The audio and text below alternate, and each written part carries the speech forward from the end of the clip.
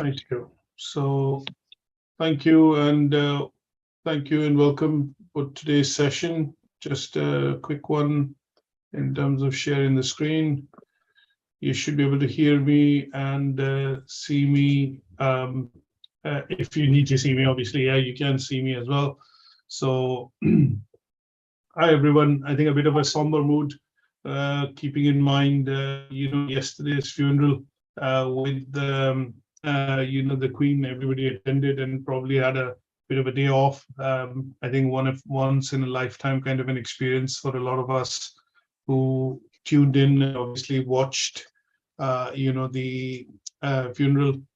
But getting back to work now, obviously things back to normal. So we are looking at doing our discussion on the assignment brief for the unit that we were discussing and obviously looking at bringing to a close today. So this is the communications unit that we've got. And in the communications unit, what we have done so far is we've covered 3 learning outcomes. These 3 learning outcomes basically focus on understanding, theory of communication, oral communication. The first learning outcome that we looked at oral or verbal and different, theory and theoretical models. In the second learning outcome, we focus specifically on verbal and oral communication. And the third learning outcome, we specifically focused on understanding written forms of communication. When is this done? And obviously, when we looked at verbal, we also looked at formal, informal, and in written, formal and informal types of communication. But the main idea was to try and understand in this unit, when do you do formal communication? When do you do it in writing? What type of communication or communication techniques are used when you're communicating verbally amongst colleagues, peers, seniors, or, members of staff within the organization or at the place of your work. So today's discussion is going to be focused on now looking at compiling the evidence to be able to complete this unit. And the idea would be to look at the assignment brief. Now, if I just briefly pull up, the unit spec of this particular sheet as well, just to obviously showcase that and put that into a bit of perspective. As I mentioned earlier in one of my sessions, that when you look at let's say the unit specification, and when you look at the assignment brief, there's not much of a difference between the two.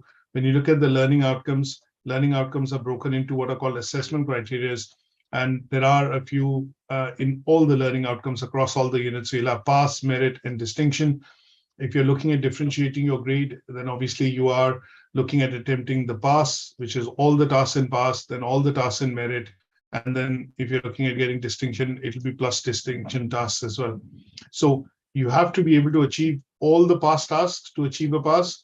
If you're looking at merit, all the pass plus all the merit tasks which are given to be able to achieve an overall merit. And if you're looking at distinction, that means you have to do all the pass, you have to do all the merits, and you're looking at also achieving, the distinction task. It cannot be a case wherein you achieve 1.1, 1.2, 1.3, and you are not able to do 1.4, and you do all the others and you still achieve the unit. No, you'll have to bare minimum achieve all the pass in order to for you to be able to pass the assignment. Now, what tends to happen is there's not much of a difference between the two. As I mentioned before, what most awarding organizations do is, if some of you have work experience and some of you do not have work experience, what they do is they stitch in what is called a bit of a scenario or a background that you need to assume to be able to do your assignment. Rest of these that you see in the assessment criteria will transfer as it is to the assignment brief. So with a background or a context in mind, what you have to do is read this and then look at doing the specific, assessment criteria.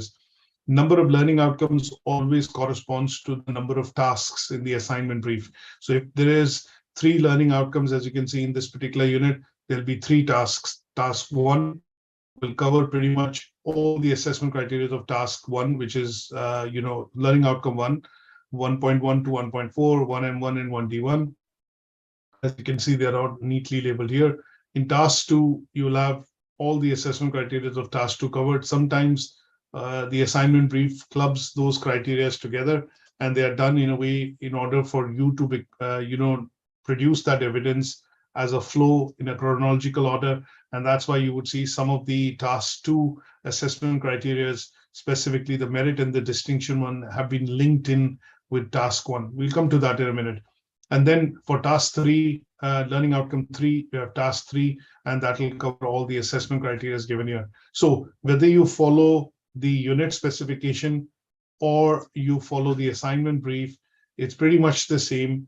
I think the advantage in terms of following the assignment brief tends to be a couple.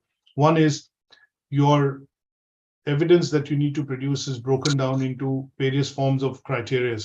And that would mean that you are looking at producing documents which are going to be different formats. And this will also help you develop some of the soft skills on IT. Now, in a way, I would also say that if you follow the assignment brief, sometimes it becomes easier for you to, not write and create just a Word document with pages and pages of text. The idea there is to try and break the assessment down into 2 or 3 different types of formats. Sometimes you're asked to make a PowerPoint presentation, and sometimes it's a Word report or a reflective essay that you need to do. And that would allow you to reduce the amount of writing also you need to do and still be able to achieve a pass or a higher grade like merit and distinction. And for those of you who are essentially not having any background into health and social care, it always gives you a context or an organization or an example that you can refer to and reference in your tasks when examples and application of theory has to be done. So when you underpin the theory or when you have to stitch in an example of an organization, sometimes a background which is given for you to assume helps you do it more effectively, because you don't need to think of an organization, or at least, or at least think of an organization or an example which, makes it easier for you to bring, let's say, or basically concisely complete that particular task.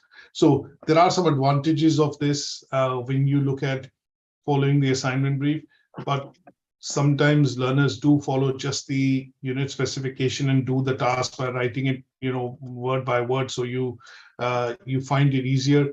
If I have to look at doing a assignment using, say, for example, the unit specification, although I wouldn't recommend it, but to a certain extent, it becomes easier, because what I can do is I can write the task down, outline the principles of effective communication, and that would mean that if I need to go in and check, what does that mean? What do I need to write? So when it talks about, individual tasks, if you see there are 1, 2, 3, 4, 5, 6. And what you will see in the indicative content at the bottom of this sheet, when you scroll down, you'll see there are 6 bullet points. So they kind of correspond to what you're expected to cover in each of the tasks by giving you a bit of a hint or a specification that this is what is required to be done. And essentially, you can go about doing it quite easily. So in the first one, it talks about, the task is principles of effective communication. So that means you're going to be talking about the communication models and how the various communication models make communication effective. So we've discussed 7 different types.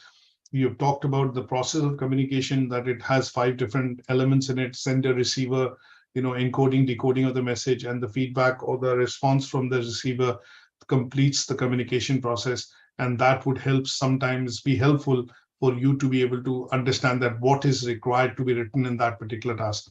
So it's like a bit of a cheat sheet to say that this is what I need to write in the assignment task, which will allow me to achieve this particular task.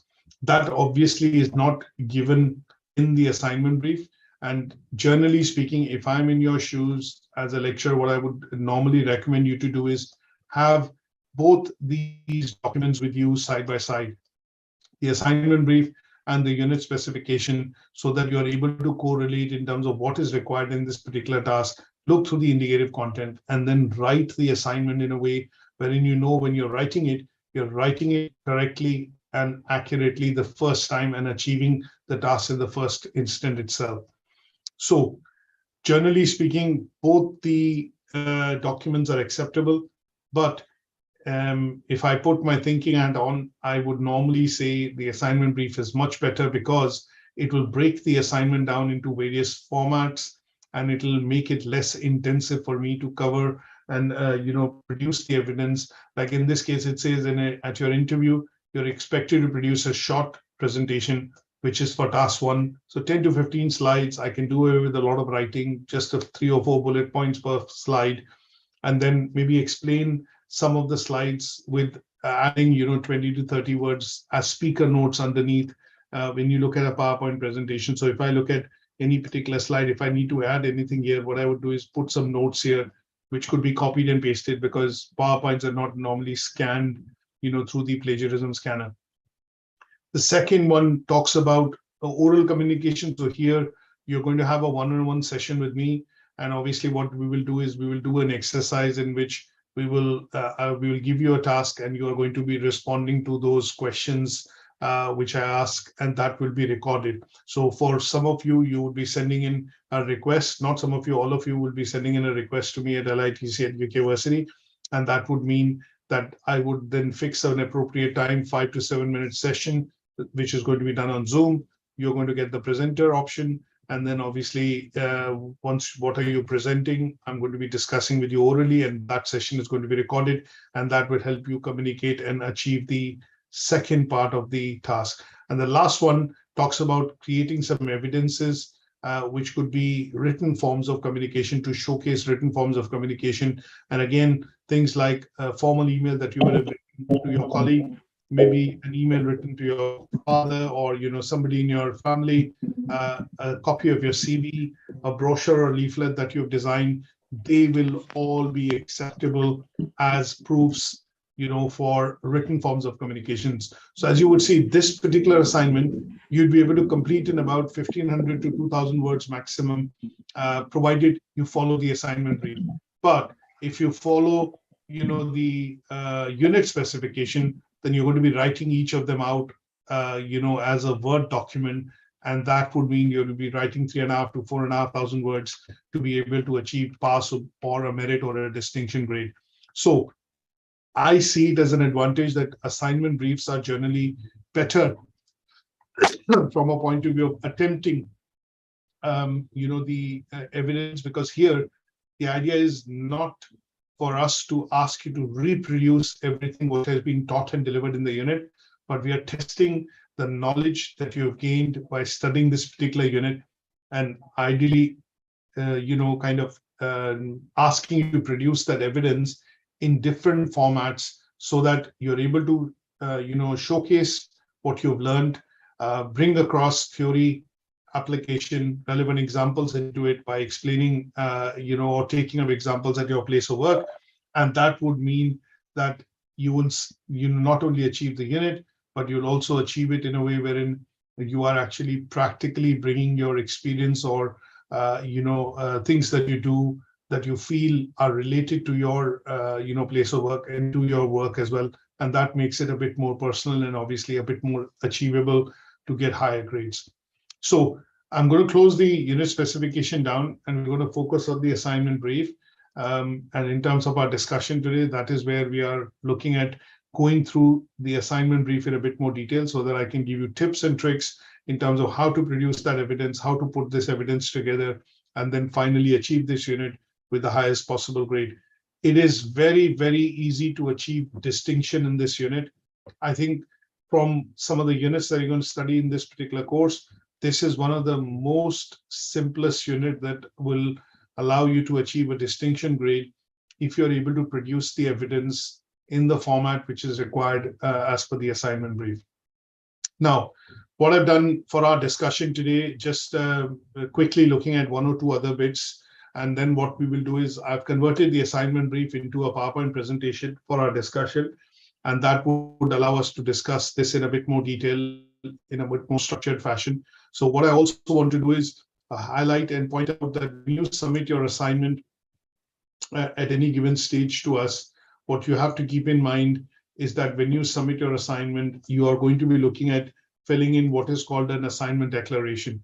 Now, this is generally done, for each unit, but obviously what we've done is simplified this in terms of, making sure that you can sign in this particular declaration, once, and there is a link that has been created on the website, which allows you to essentially go in and, put that declaration in through the website itself. Now, This is the declaration that you would need to fill in. You'll have your awarding body registration number.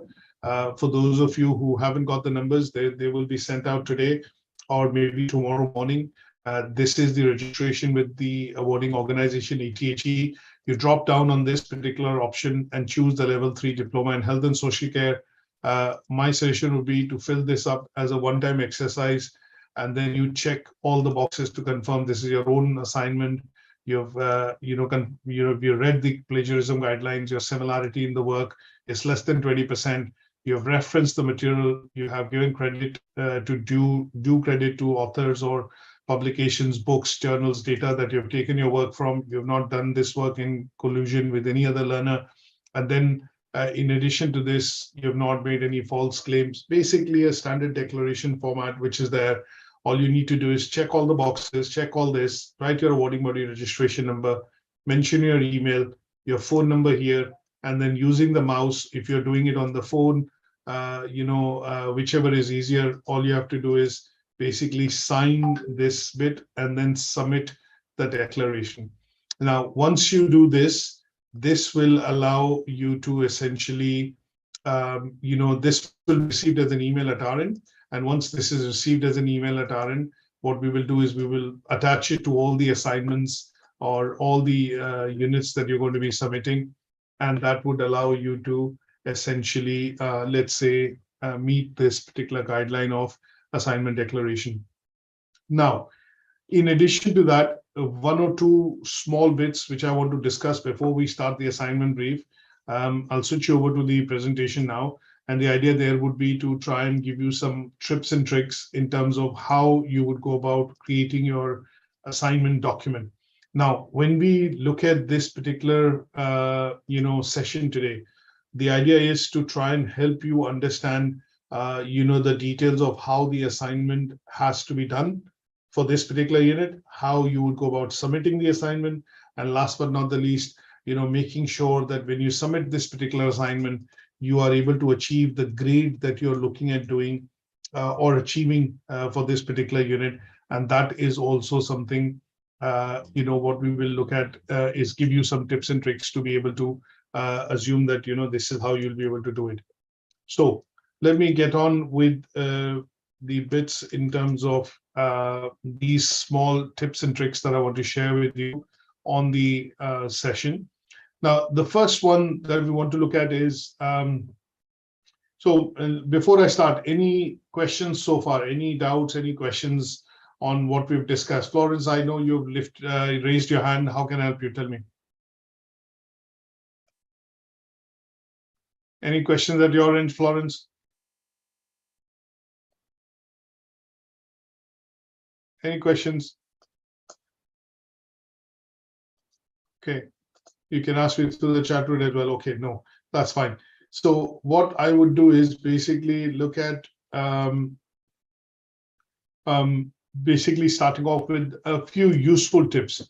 Now, my suggestion is when you submit an assignment, as some of you are going to be going into and studying at the uni after the completion of this particular course, my suggestion on this side would be to try and also learn a few bits about or techniques about how to present a professional document.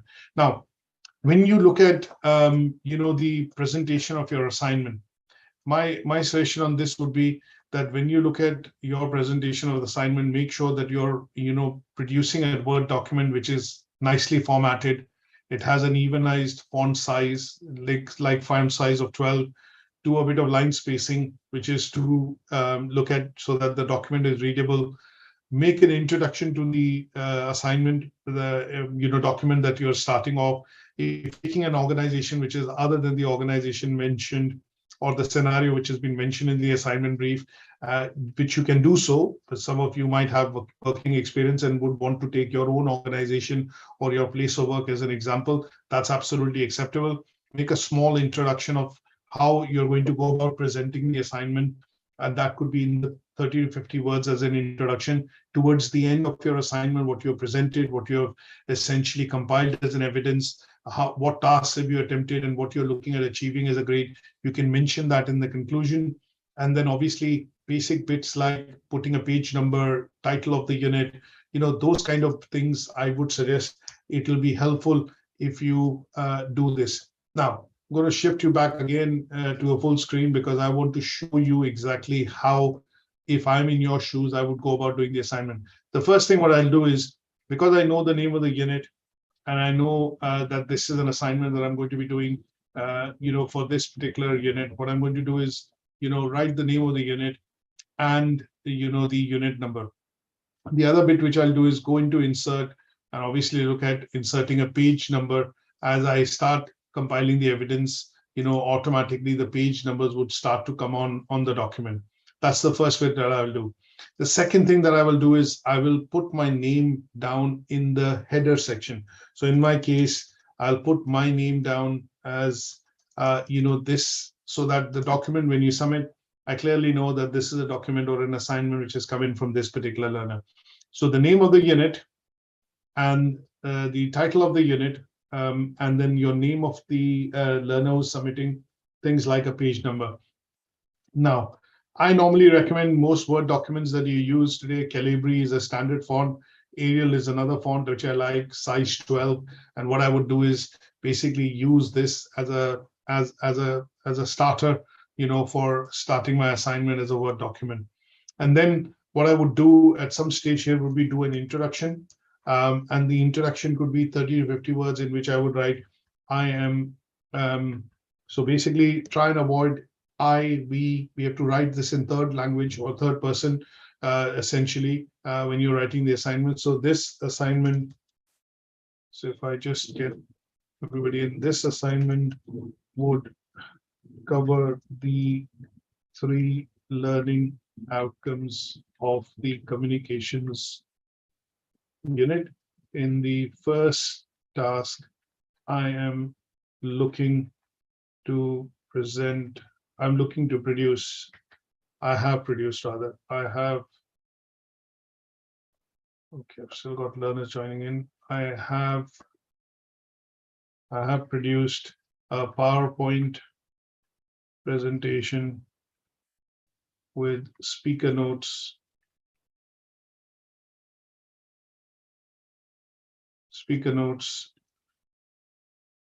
for task.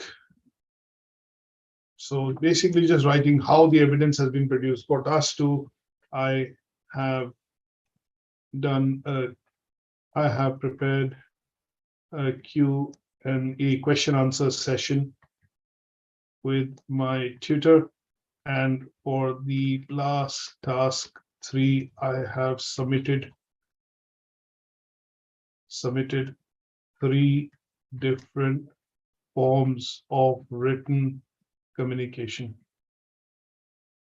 In preparing the evidence for this unit, I have referenced my work using Harvard referencing system, and in places I have used paraphrasing. So basically here I am, writing what I will be essentially doing in this. I've used paraphrasing to write some parts of the text in my own words. I am looking to achieve a distinction grade in this assignment. And this gives a nice opener to the lecturer or the tutor to say that this is how the assignment evidence is going to be produced. This is what the learner is presenting. And it'll be easy for us to mark. And we also know what is your expectation in terms of, what grade you are looking at, achieving in this particular unit. Now, once I've done that, I would basically go into, task 1. And in task 1, obviously, what I'll do is I'll insert a page here. I'll break and insert a page here. So task 1, I will say refer to the Microsoft PowerPoint presentation.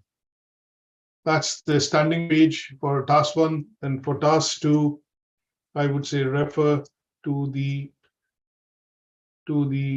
document,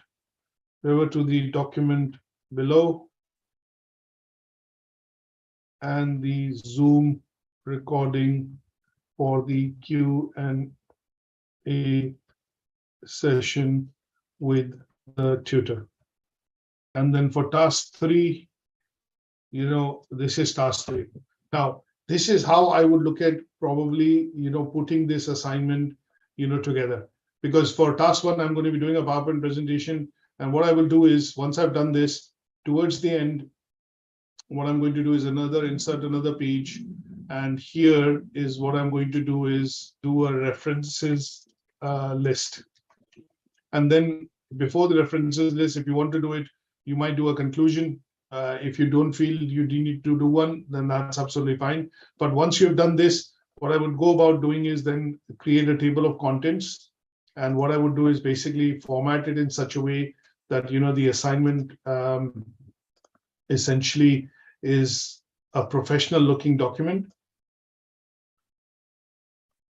So task 3, and this is task 1.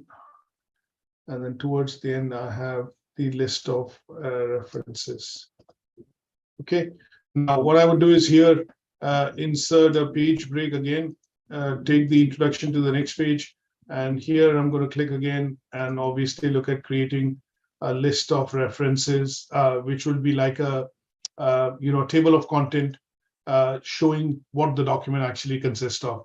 So this document, as you can see, looks a bit professional and obviously is neatly formatted and gives a very clear idea and perspective of what the learners actually, or what you're actually looking at producing for submitting it as an assignment.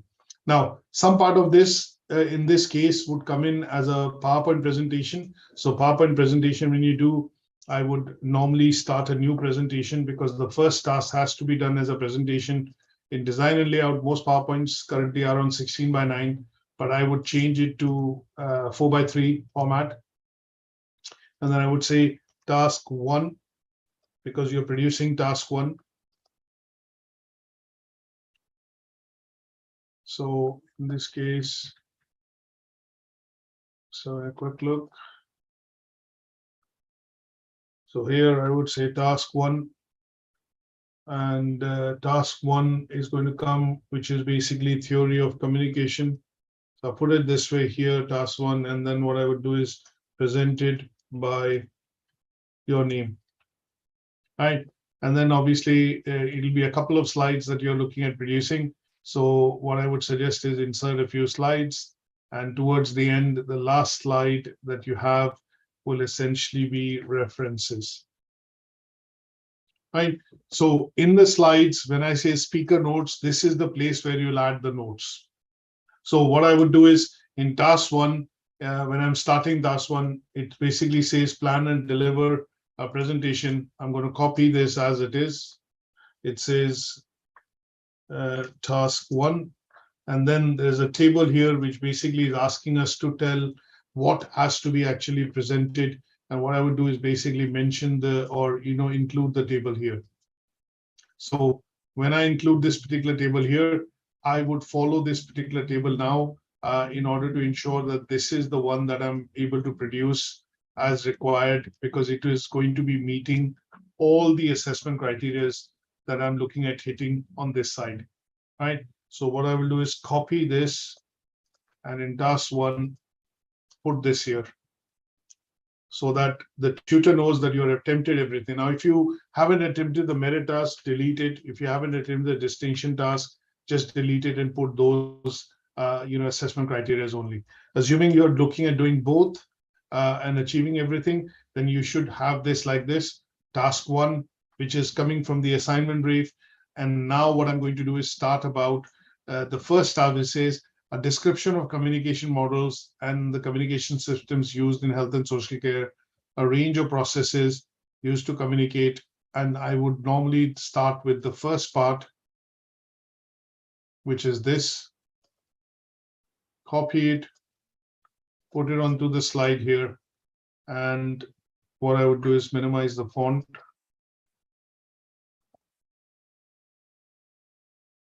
So this particular task is what I'm going to now talk about. And in this case, if I look at doing this as a particular assignment, just to make this the focal point of our discussion.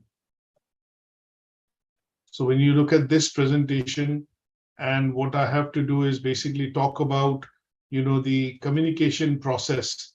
So before we go to the communications model, what we need to do is basically talk about the communication process. So in the communication process, what I would do is basically bring something like this into the presentation. And this bit would explain, what the process of communication is. And here, what I would do is, towards the end of it, I would write some speaker notes for this particular slide to explain this bit. So when I write this here, as you can see, I've written that the communication process is made up of 5 key components. These components include sender, receiver, encoding, decoding, the message in the middle, and the feedback. And then one of the things which can be potential barriers for communication is noise, or that means disturbance, and that would mean that I've given some idea of what the communication process is. So here, what I would also do is write a bit of a heading, and that heading would be the communication process. Now, because I've taken this picture from the website, somewhere from the website, what I want to be able to do then is basically reference the picture as well. Now, where has this picture come from? This picture has come from, this picture basically shows communication process. And then in brackets, what I'm going to do here is I'm going to write source, and then I'm going to say Lumen Learning. And this is the source of the picture from which it has come from. Now, towards the end, when I have to reference this particular, picture in the reference list, what I'm going to do is put the full name of the website from which I've taken. And that would be saying assessed on, when did you see this web page? Assessed on today's date, 20th/09/2022, and this will come in square brackets. So this shows that you've taken this data, this particular picture, from this particular website on the 20th of September. And this is just showing the communication process. Now you have to talk about various, communication models used in health and social care. Now, if you recall the various models that we have covered, the 7 different models that we have covered primarily in health and social care, in the first learning outcome, what we want to be able to do is basically use some of those models and contextualize and show how they can be used in health and social care. So what I'm going to look at is maybe pick out 1 or 2 models which are going to be specifically relevant, for the health and social care context. And they could be talking about some of the communication theories, some of the, theories that we discussed, humanistic theory, cognitive theory, the behavioral theory. And those would be, the theories on the basis of which these models have been based. And they are then used to look at having an effective communication with the patient. So here, what I would say is maybe write about a few bits that I could think of, and, related to, say, for example, some bit of theory. And I could write this, that, health and, basically an effective communication process is a two-way channel, is a two-way process wherein 2 people are involved in active listening and understanding and giving feedback to each other, that they are able to understand the process of, communication. And there have been various models which have been proposed, by, I would say, scientists and authors over the years. And a few models which have been proposed on the basis of the various theories. And these various theories have come out with 7 different models. Now, the one that we normally use quite often within the context of, health and social care is the contemporary model of communication. So you could pick out the contemporary model of communication, from the slides which I've given. And, in learning outcome 1, if I just go back and quickly, discuss this with you, that when I talk about one model, so if I look at the task here, it says a description of communication models. That means I will need to take at least 2 models for completing this task. It cannot be just one model like contemporary model. I might have to take the Aristotle's model or maybe one other model to be able to, meet the criteria of this particular assignment. So here in this case, when I say models, because the task is saying model, if it was a singular without a singular thing with this model, then one model would have been enough. But because it says communication models, I will need to take at least two, three models to be able to achieve this task. And what I would do is basically use the contemporary model, which we normally use now in most cases. And if I just put this here, by again looking at an image of contemporary model, and then some briefly words to describe, what are the various models that we look at. Now, we could also look at taking on Aristotle's model, of communication, or Shannon Weaver's model of communication, whichever one that you feel, you would be able to relate it to the health and social care sector. So if I look at the Aristotle's model, what I would do is basically bring that model here.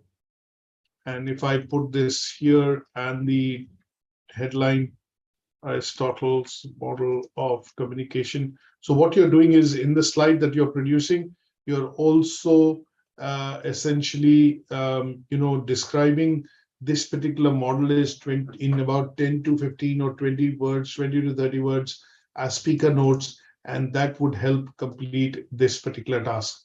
So this particular task talks about description of communication model. I've done a communication process, explain that in the speaker notes here.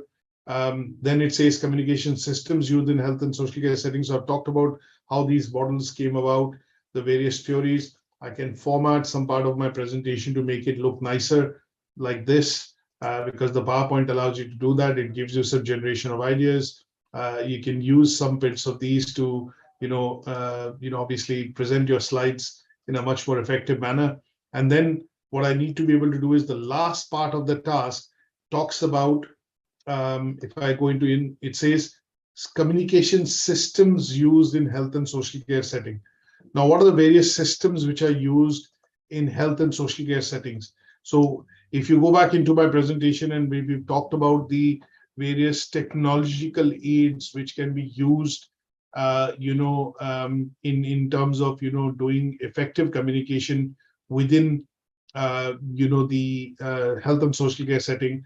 They tend to be a combination of healthcare, communication systems, which could be systems used, primarily to, say, for example, when we talk about systems like, hearing in loop, we talk about Braille, we talk about systems like, scanners and other equipments that we use, which allows, the data to be captured, or symptoms which the patient are showing to be able to be captured for effective treatment. They would then be, looking at defining what could be the systems which are used from a technological perspective within health and social care. Now, there are lots of different types of system. Now, if I briefly looking at a few systems, if you imagine, now we don't want too many of them here, but if you imagine a hospital, there are some display systems. There is a check-in, terminal. When you come into the GP surgery, just think of a surgery or a place that you've been to in terms of a health and social care setting, and think of the systems which are there. There is an EPBAX, which is a telephone system, essentially, in short, so that you are able to make calls, leave voice messages. You have a prescription, generation system, which the doctor uses. You sometimes have hearing in loop, available at the reception, at the administration, at the front desk of the surgery at the hospital. These are systems which are basically going to help, communicate or display and provide information to patients which are coming into a particular setting. Now, display systems tend to be, links like monitors, TVs or equipment which is going to be, displaying vital signs. So generally talking about a display system, when you go into a hospital or a GP surgery, you have a big, huge monitor outside, or a TV, which essentially is showing maybe some adverts, some important announcements. And those are basically systems which are being, essentially used in terms of communicating to various users, anybody who's coming in, and they are being used essentially, as systems, to provide information to patients visiting the surgery, or essentially, looking at, let's say, the hospital, and then that is where you're looking at getting used to these particular systems. So when we talk about healthcare systems used in communication, you could look at, putting some pictures of some of these systems. So when I talk about display monitors, TV or equipment, within the hospital or a surgery, I would basically just maybe look out from Google and, maybe put out one odd picture, which would essentially be useful to show that this is how, the information is normally, given or looked at, primarily within a particular health and social care setting. So if I pull this, say, for example, if I have to basically look at putting this picture on, like this, which shows that, vital signs are being measured, for a particular patient. And this is a system which is essentially showing blood pressure, your electrocardiogram. And this could be one which is being used, essentially within the setting. You could also look at, monitors, as I mentioned, apps or check-in systems. When people come into the surgery or, in a hospital and they want to check in for their appointments, automated check-in systems can be used. And this is showing, these systems which are essentially used in a health and social care setting. I would want to maybe describe some of these underneath here in writing, in about, a few words in terms of what could be these kind of systems which are used. I could also create an additional slide, because if there are different types that you want to talk about, you could basically look at, other type of systems which are used to collect data. And they could be things like an RFID, which is your, card, which is basically a patient card. Sometimes you have it on your wrist, or the patients have it. It could be a thermometer. During the COVID, obviously, a lot of these thermometers were used to check your temperature on your forehead. You could look at some of these, and these would be systems, essentially, which will be used, to provide or gather information, about, various things related to, the patient, or, the vital stats of the patient. You could have a bedside patient terminal monitor, which is basically monitoring the, the patient's vital stats. You could also have a medical point of care, information system, which is like a Wikipedia kind of a, system, which allows you to interact and obviously find about various things. You have healthcare digital display systems, which are normally available, and this is where I was talking about, displays, which you generally get to see when you go to a GP surgery, and you would see these kind of displays being there, which are giving out, vital information. And there could be other various types of instruments which are used, to communicate data. So if you're thinking of a surgery, a surgeon, operating in a particular hospital, and he would have different types of systems in the setup. So depending on what you are, familiar with and what you want to put into the slide, you could look at, basically ordering it in such a way that it basically depicts these type of systems which are used in the health and social care setting, and they are generally quite helpful from a point of view of, showing how technology can be used essentially in, providing this information. Now, I have looked at pulling out some of these pictures from this particular site. So what I've done is I put this in the brief towards the end in references to show and give credit to where I've taken this material from. And obviously, this helps me complete my first task. Similarly, you will go about completing task, part 2 of task 1, and then part 3 of task 1. And this will be in the form of a PowerPoint presentation. So you'll probably end up creating 10 to 15, I would say, slides with a few speaker notes at the bottom of each slide, explaining the slides that are, having some bullet points on it. And that would help you achieve, I would say, the first task. So is that clear? Any questions on this, so far? Any questions that on the discussion that we've done so far?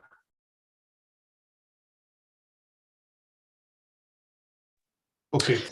Sorry, is it possible to use Google to do PowerPoint, please? Yes, you can do. You can use, there is something called Google Docs. PowerPoint is specifically for Microsoft, but you can use the Google Docs version of the presentation that they have, and that can then be downloaded or saved as, and then sent across with your assignment. Okay, so maybe I just need to find out how to download it, because I think I'm having difficulty saving it up. Thank you. Basically, the Google Docs version of the presentation, let me have a quick look. It basically is not, PowerPoint is a term owned by Microsoft, but Google Docs has something which is primarily a presentation software in it. If you are struggling with using Google Docs, you might, first of all, obviously you'll need to have a Gmail account and be able to download it or use it. But generally speaking, if I look at the Google Docs and the presentation version of it, I think they definitely have a presentation version. If you are struggling, you can also use something called Prezi, P-R-E-Z-I. And the Prezi side of things would allow you to create something on the, let's say,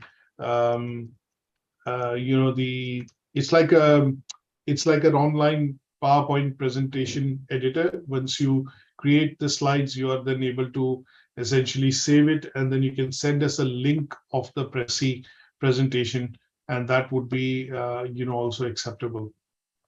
So it is called Prezi, P-R-E-Z-I. P-R-E-Z-I. Thank you, sir. P-R-E-Z-I, Prezi.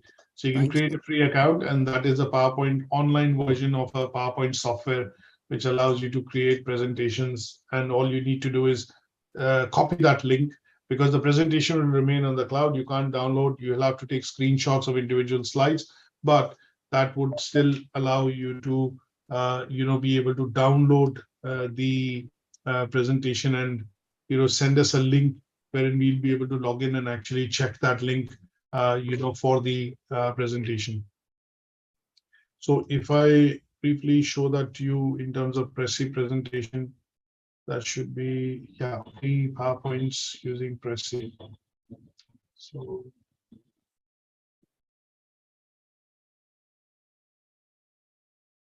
this is that particular software, free PowerPoint presentations using Prezi. You can use this as an option to create a presentation, and this is going to be free. Obviously, you'll need to sign in with an account, a Google account, or your own account if you want to create one, and that would allow you to essentially sign in and create a presentation with regards to using Prezi.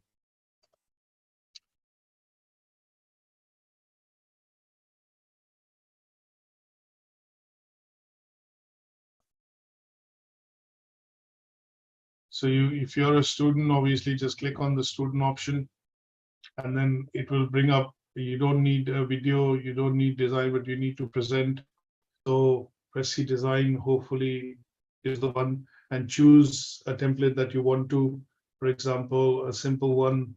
I'll probably end up using a simple one like this, and use this template. You can say task 1. Anyone, people I want to share with, or you can just say anyone on the web and leave it like that. And that would allow you to start a presentation. It will give you a few slides, options to create these slides. And then towards the end, what you can do is share this as a link with me and then send it on the email, and this would be a presentation. Now, in most cases, it allows you to export as a PDF if you want to do that.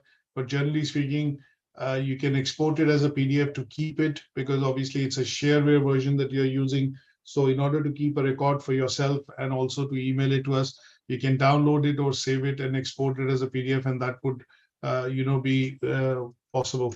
The other one I want to check is Google Docs. As you mentioned, Google Docs definitely has the PowerPoint software in it. So Google presentation software.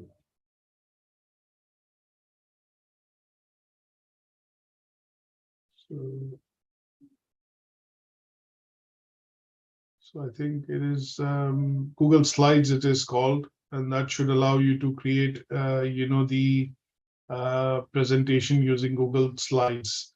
So Google Slides is a similar version to Microsoft PowerPoint. And what you could do is basically use Google Slides to be able to create a presentation. And obviously, it will allow you to save the presentation in a PowerPoint format using file. Once you've created this, you'll be able to, save it or download it as a PPTX, as a PowerPoint presentation. And that should be absolutely possible.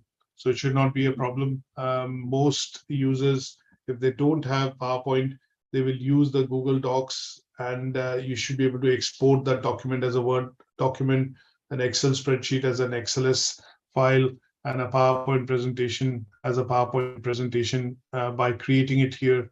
And I think most schools in the UK essentially, end up using Google Docs, because then children can actually bring their work home by signing into the Google account and then use the Google Docs. So this is the bit that you would need to, obviously do a bit of, I would say, study on in order to improve your IT skills. But yes, it is definitely something that you can do.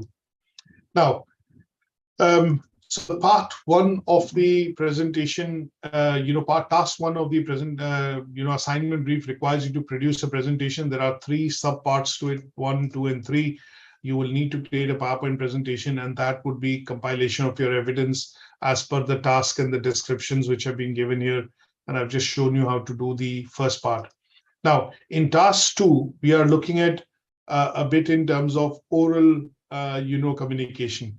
And here the task 2 talks about throughout your interview and presentation, you'll be assessed on communication skills, and the interview panel will want you to know how to communicate to different people. Now, the task is you're asked to do a role play with response to a distressed next of kin who has not received the promised information about your relative.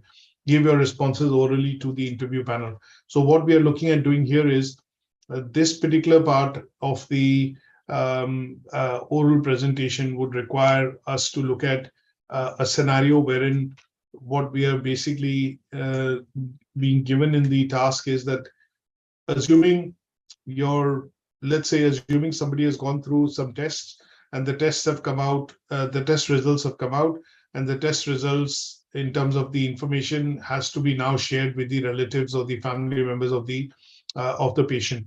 Now, let's assume this as a scenario that the this bit of the oral bit of the assignment that we have to do, I am looking at this as a bit of a scenario to say that let's say the scans of the let's say I would say bowel have confirmed the growth of cancerous tissues. So basically the patient would need to undergo, and this is something which I'm going to be giving various topics out during the course of the discussion. So the idea would be when we do the Zoom meeting with you, I will give you a specific topic, and that topic will need to be looked at in terms of, discussion in the Q&A session. So if I were to say that this has come out as a bit of a, end result, and then you're required as a health and social care professional to be able to share this information with the friends and family members of the patient. So here, a bit of it would be to look at doing some raising some questions, and then the questions will be raised by the tutor, which is myself, and you're going to be giving some answers. And what you could do is, in order to do this particular task, what I would do is I would primarily go in first and look at a Word document, go into the Word document and design some of these questions that I'm looking at asking or looking at discussing. And these bits would be planned out on the Word document. So here I would say, if I put it this way, just to show you. So what I'm going to do is basically switch you over to a Word document right now. And the question answer session that I'm going to do is the questions which are going to be asked is, okay, how is the condition of the patient? First question. So basically 3 questions, it's not an elaborate session. What are the possible treatments for this particular cancer? Assuming we're looking at a cancer, we could look at cold and cough, fever, COVID, whatever it is. We'll come up with some brief bits on how this will be looked at. And then what precautions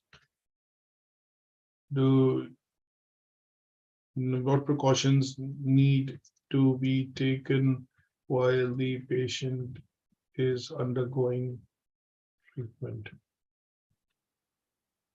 So what we are going to do is, if I switch you over now to the Word document, I would suggest that you prepare these as Q&A. Think of a situation yourself, and rather than me having to give you one, think of a situation that this is the bit of distress, bit of information that you need to communicate. What could be that situation? Think of 3 questions, and then what I would suggest is write the answers down under each of these questions. Yeah.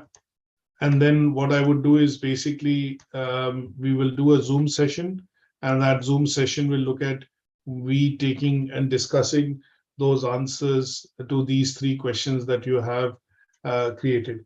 The reason I say this is the task 2 of the assignment brief is basically going to be looking at judging your verbal/spoken communication, and that is where the Q&A needs to happen with regards to this particular situation, which has been talked about in terms of a distressed bit, in terms let's say this information or the news needs to be now broken to the members of the family of the patient, and how would you go about doing or providing this news, and that would be covered in the Q&A session. So that would cover your task 2.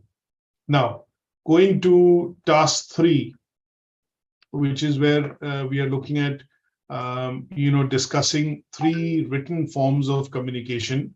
These 3 written forms of communication that we have to look at, in the task 3 talks about, at the interview, all job applicants need to complete written tasks, but you're also required to present information completed prior to your interview. That means things like you fill up an application form, you provide some references. There are other tasks and bits in terms of your CV, a cover letter. Why do you think you are suitable for this job? You need to provide this in writing. Now, this covers the 3.1, 3.2, 3M1, and 3D1 criteria. Now here, what the evidence required is to be produced is submit at least 3 of the following. So you could submit a formal report, you could submit a letter, you could submit your CV, you could give me a copy of your email that you've written to somebody, which basically is a written form of communication. If you have produced a website or a page, a flyer or a leaflet, that could also be provided. Maybe a memo, minutes of the meeting, and these could be then used as evidence for this particular task. So there are 3 things that you can provide. Number 1, 3 things which can be easily, I would put it this way, provided, and they could be, all of you have a CV. So if you provide me a copy of your CV, that would show one form of written communication.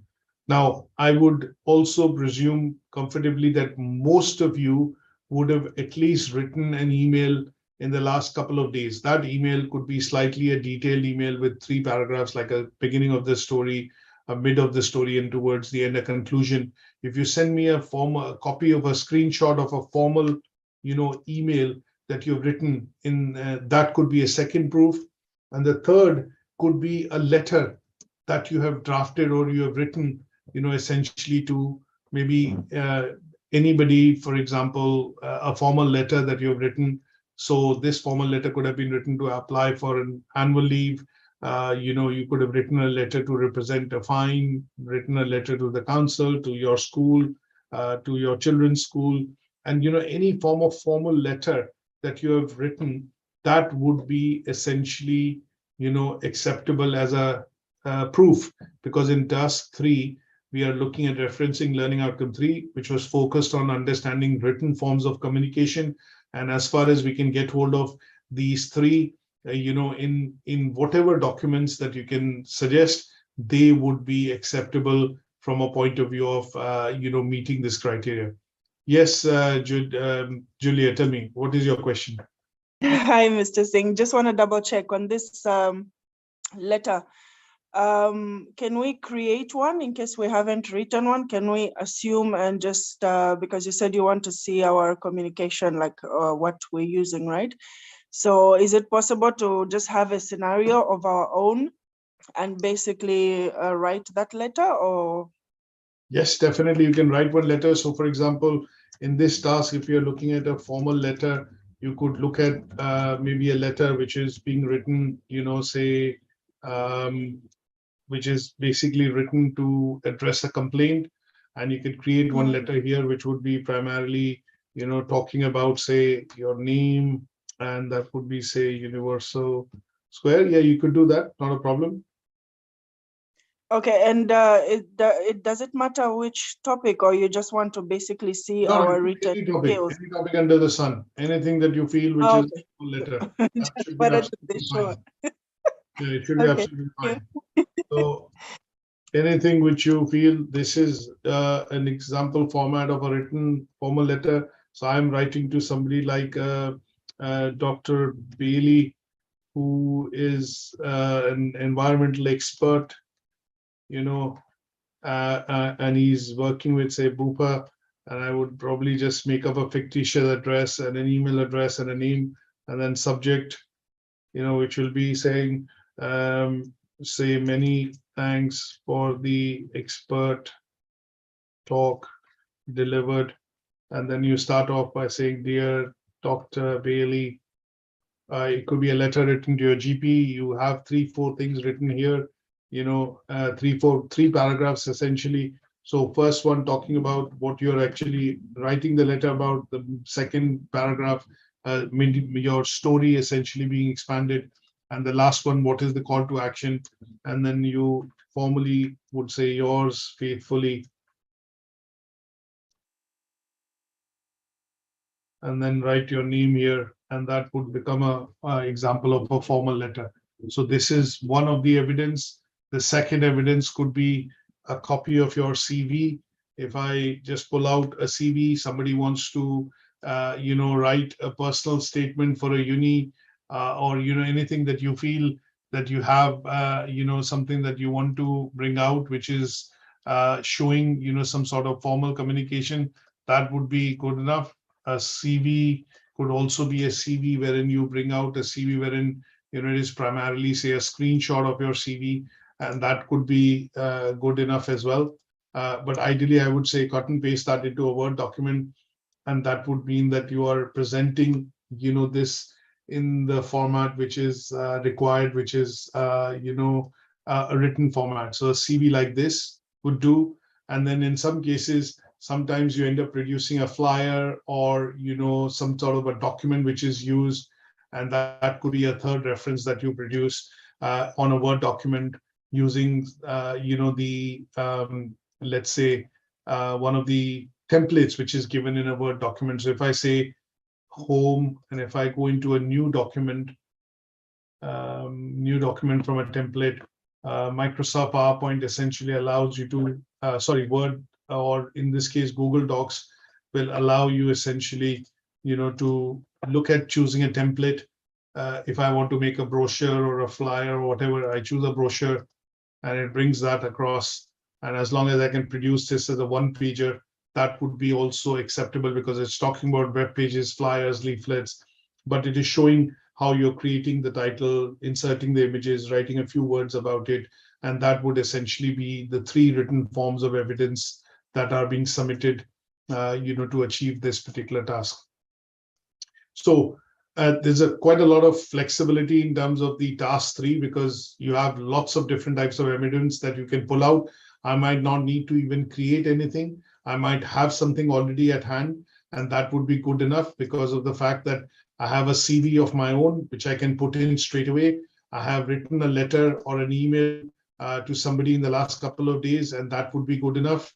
And if you're specifically wanting to do it in the context of health and social care, which I would suggest that you do, is maybe write a letter, to your GP, mentioning your address on the right, your GP's name, and what is the subject that you're writing it on, and 30, 40, 50-word letter, would be acceptable. And that would help you achieve, the task 3, which will primarily cover all the assessment criteria, including 3.1, 3.2, 3M1, and 3D1. Right. So this brings us to the end of how you're going to be looking at, submitting on completing the evidence for the assignment. Now, if you're referencing anything specifically related from the slides, my suggestion would be make sure that you're putting the name of the slide or the session and the year, and that would be, referencing it to make sure that you have copied or taken some of the work from the slides, put it in your own words, but you're referencing it towards the end, and that would also be acceptable. So doing this primarily would mean that you are also picking up and being mindful of that any work that you present is essentially being referenced, and that referencing follows the Harvard referencing style, author, date, style referencing. So this is the bit that I would suggest that you would need to look at. And one of the simplest assignments to do, the part 2 of the assignment, task 2 of the assignment is slightly tricky. What I would suggest is if you think of a particular situation in which it is quite generic, it says a role play and you have to give out some bit of information to the relatives of the patient, you could figure out whatever that you want to present or you want to talk about. And then in those cases, my suggestion would be looking at the Word document, create, mention the situation in about 10 to 15 words, and then create 3 questions, and then write the answers to those. And we would be able to do either a Zoom session to do that Q&A. And in some cases, if we haven't been able to do a Q&A, then at least the question answers that you've written, the questions that you have written and the answers to which you're provided would be showing the oral communication that you would have done. If this was a question asked by the relative of the patient, this is the response that you would have given, and that response is written out in 20 to 30 words, and no more than 3 questions would be acceptable in this case. And just as an example, what I would do is I'll mention this here, so that you are able to recall and refresh this as you do your assignment. So what I'm going to do is I'm going to put this assignment discussion presentation on Moodle along with this particular document that I have just as a reference compiled. And then last but not the least, the presentation that is also being created just to give you an idea in terms of how you would go about compiling the evidence is what I will do is put all these 3 documents up. Document 1, so the assignment brief is already there. Document 1, which is the assignment discussion session. Document 2, which is going to be a sample presentation for task 1. And document 3, which is going to be a sample for task 2 and task 3 of the assignment that you're going to produce. So hopefully this is quite clear to everyone. And I'm happy to take any questions at this stage if you've got, or if there are bits and pieces that have not been understood, do let me know, then we can discuss a bit further on that. But at this stage, any questions, happy to take. Yes, I have another question, maybe a few questions. So You mentioned where we're going to write the letter or the CV or the other leaflet or whatever. So when you said we do it in Word. So from Word, we just copy paste it to the PowerPoint, right? Or do we submit both, a Word and a PowerPoint? No, you will need to, for this particular assignment brief, there will be two files that you will submit. One is a PowerPoint presentation, whether you do it on Microsoft PowerPoint, on Prezi or Google Slides. One would be the presentation, which will be covering task 1. And then the second one that you're going to be looking at doing is going to be a Word document, which will cover task 2 and task 3 of your assignment.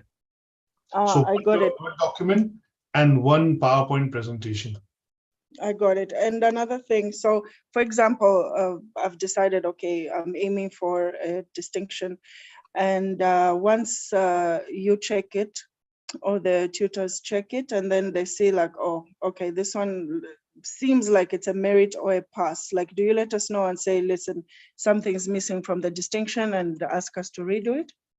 That is correct. So basically what will happen is when you submit the assignment, normally the grading is not done straight away, because what you do is you specify in the assignment submission that this is the grade that I'm trying to achieve, and that could be done on the email. So once you attach the attachments and send it on the email, what will happen is the assignment, I will pick it up. And then once I pick it up, what I will do is look at what you're trying to, what you presented as evidence, and what has been what is the requirement as per the assignment brief. If I do feel there are any gap areas, then what I would do is in those cases would be give you some comments on the right hand side by opening up review section on the Word document, or maybe on the PowerPoint slide, put some comments down to say, okay, this is what you need to address, this is what you need to do. And that would then allow you to go back, review it, and then make changes and then resubmit, which will then help you achieve that grade. Okay, last question. In these days, so now what will be next, Mr. Singh? So if we want to reach out to someone, I think you mentioned in the very first presentation or the introduction, we can actually reach out to any tutor in case we get stuck in the middle, maybe have like a video call session in case we are confused with something or just double check something. Yes, so in this case, what will happen is that when you have any particular query with regards to, say, submitting of the assignment or anything related to, where you think you maybe getting stuck, then in those cases, what you're going to be doing is writing an email to litc@UK Versity. And what that would mean is I would pick that up and then obviously come back to you with some additional information. But pretty much it is going to be a case of you having to send an email with a specific question, and that would then be picked up to respond and give you some additional information. Great, thank you. Good stuff. So what I would do is, any other questions from anybody else, please feel free to ask.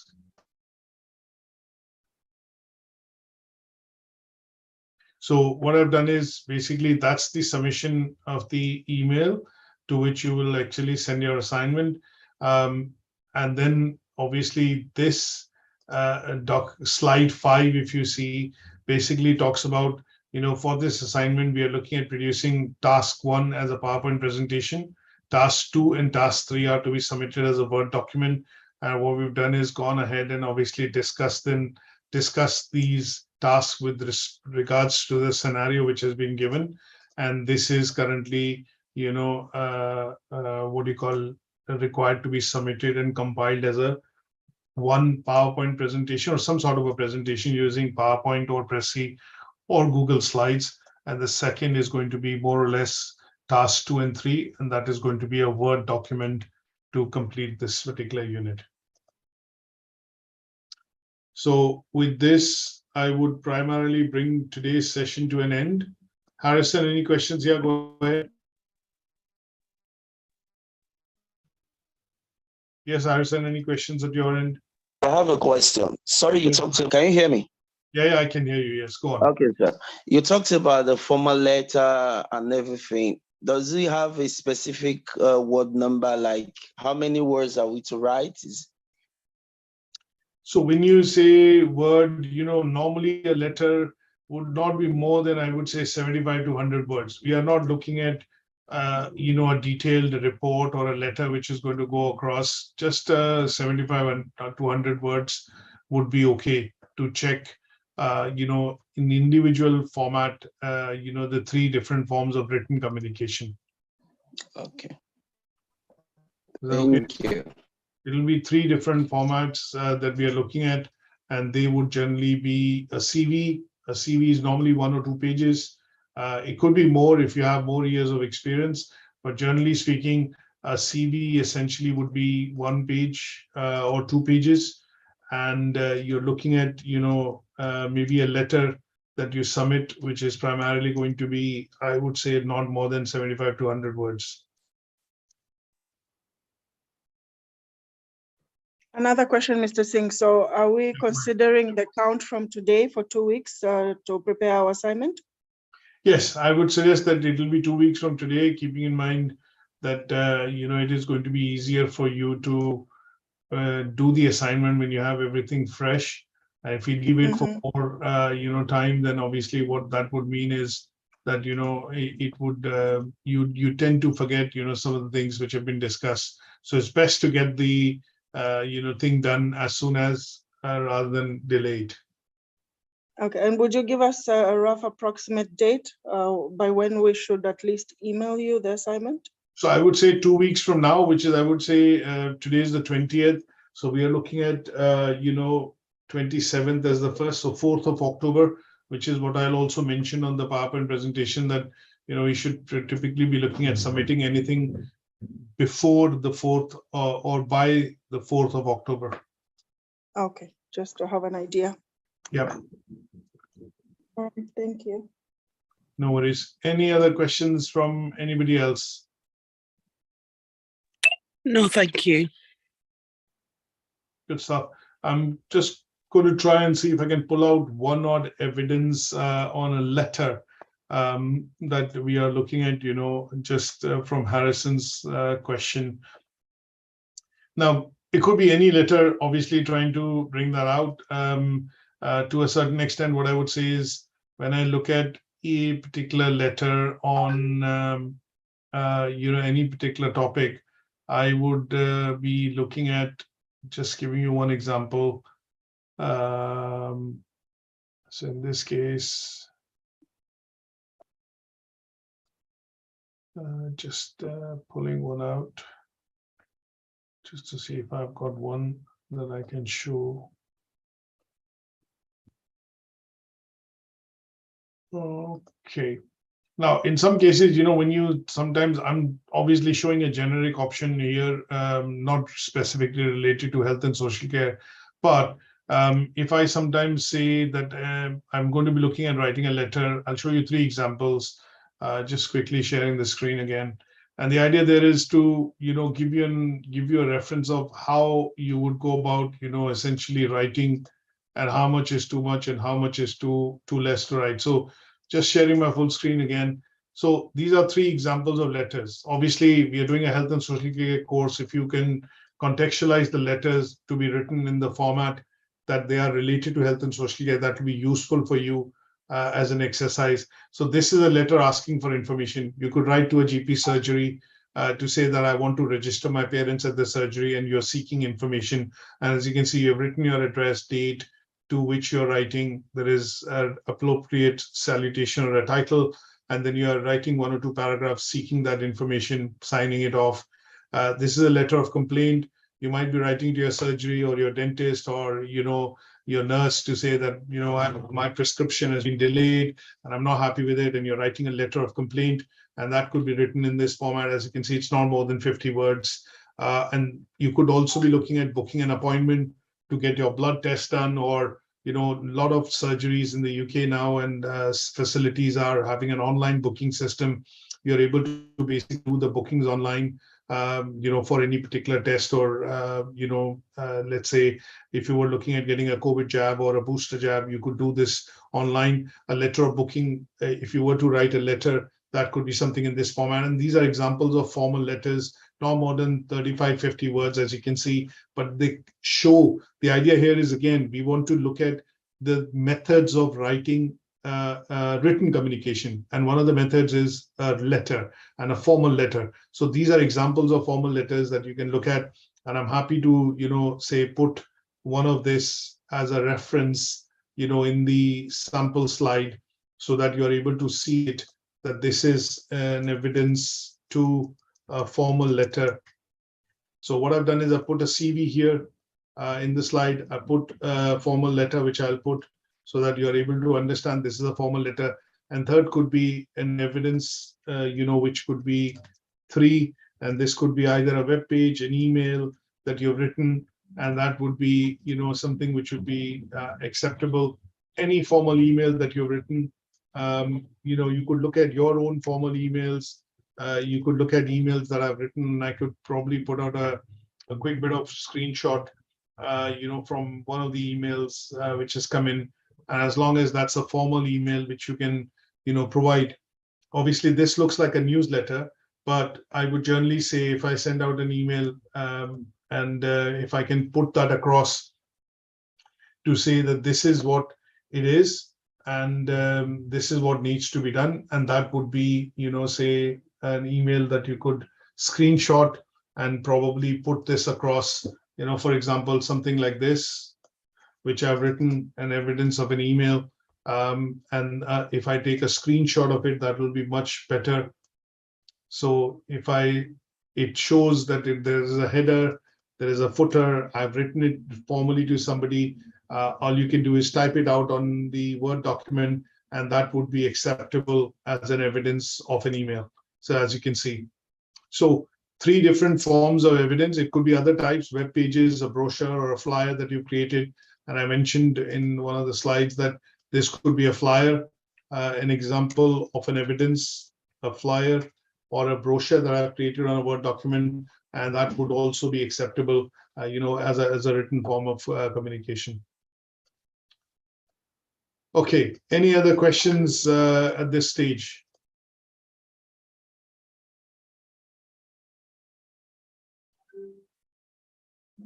Any questions?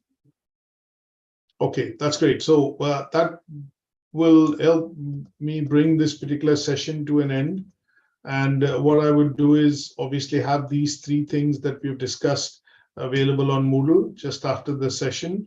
And you should be able to then refer to them and then start compiling the evidence in terms of the assignment, and then submit it to us by the, the 4th of, I would say, October, on or before the 4th of October. So absolutely brilliant. Thanks so much for joining. And what I will do is see you next week, particularly, which will be to look at starting the last unit, which is going to be academic and research skills. Julia, you'll be joining us separately, so there'll be a different session and an invite which will be sent across for the rest of this week, because we're going to be looking at starting a different unit with you. And that would mean some of you would be joining separate sessions with us. So thanks so much for joining, and we'll catch up next week. Thank you. Thank you so much. Very much. Yeah, Thank you. Thank you very much. Thank you. Bye. Bye, everyone. Bye. Bye. Bye. Bye.